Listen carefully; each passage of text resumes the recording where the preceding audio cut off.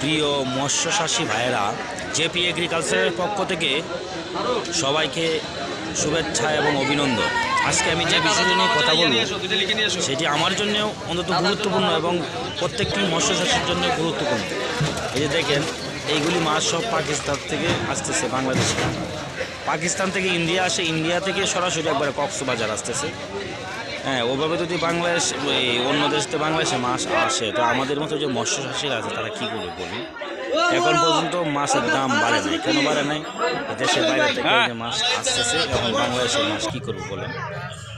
এই যে বাংলাদেশে হাজার হাজার টাকা ইনভেস্ট করে যে মৎস্য চাষ করে, ওরা কোথায় বিক্রি করবে? তো আমি শুধু সবাইকে এই কথাই বলতে চাই, দেশের বাইরে থেকে মাছ আনা কি জিনিসপত্র সব কিছুর দাম বেশি, আমাদের তো চলতে হবে। আমরা ব্যবসা কী করবো? ব্যবসা